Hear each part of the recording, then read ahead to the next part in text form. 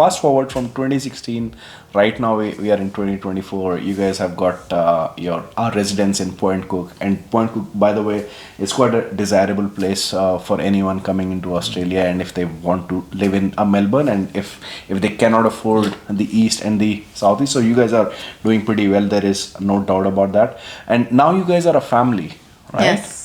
So, we have a daughter, 3-year-old daughter. Perfect. And that is an added responsibility as well.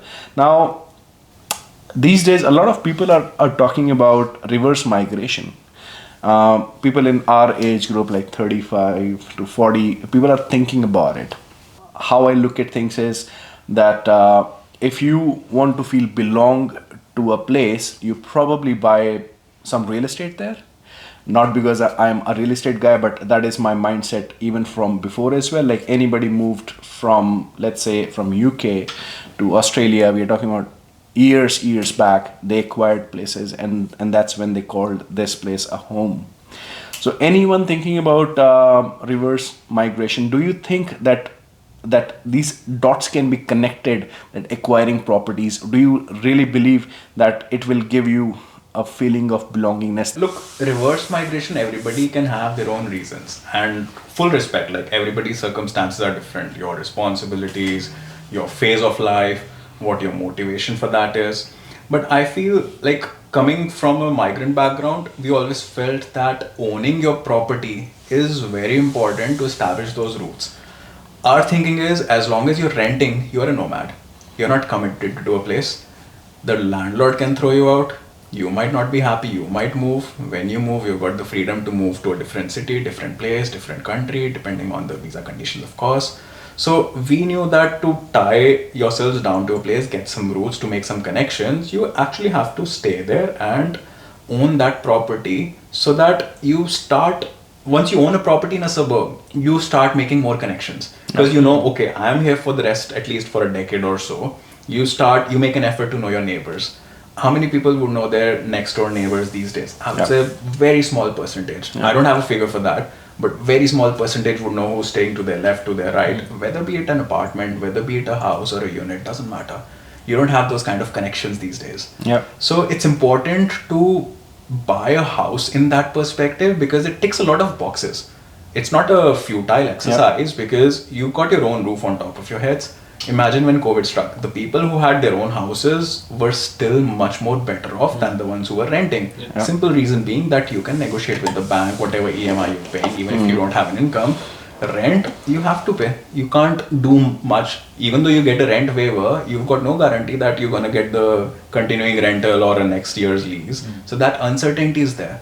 So that's one reason. Your house will grow in value. Your house has got your own comfort space, so you can customize it the way you want. Like now, renting laws are a lot better, but earlier when we started renting 2016, you couldn't put a nail if you wanted to hang a picture.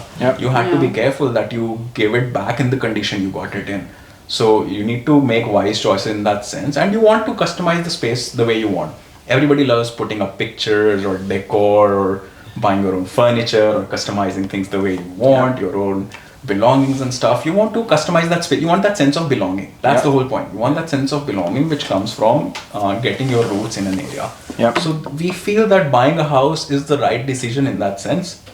It fulfills the migrant's dream of getting your foot in the door. One of the intentions, like the goals, is buying a property in a country that's not where you're coming from. So it ticks that box. It causes wealth creation, so ticks that box.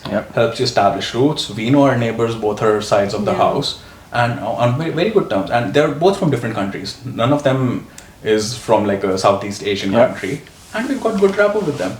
So that's how you basically start getting involved with the community, and then participate in a lot of like festivities and other stuff. Doesn't matter what kind of festivity. The point is networking. Meet more people, get to know others, participate. If you've got time, do volunteering. If you don't have time, just show up. Half the time it's just about showing up and participating. Absolutely. I'll tell you about my experience. Sorry to break your question, but that's where I want to start from. So my parents did a reverse migration. This was in 1997.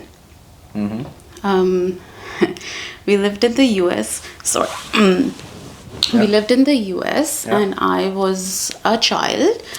So I was, I think, 7 years old when my parents moved to US. And in 97, I was, I think, 11 years old. Then they came back from US due to some reasons. Giving proper education to us as children. That affected me. Affected me in a big way. My confidence went down.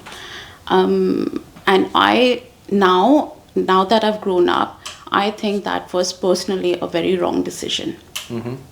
They thought about me, but was that right for me? I was getting such a good exposure in US. I was, very confident there. Like as a child, I was very confident.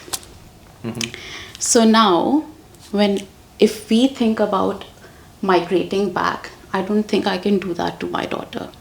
She's born here. We're bringing her up here. She'll spend, say, 10 years of her life here. And then we tell her, okay, let's go back. Start your life. Why? Why do that to a child? That's Same not struggles right. again. Same struggles. And then we're also doing the same thing again, moving everything. I don't think, for me personally, I've been through that phase. I don't want to go through that again. I would not want my child to go through that again. So for me, reverse migration is not something that I would think about.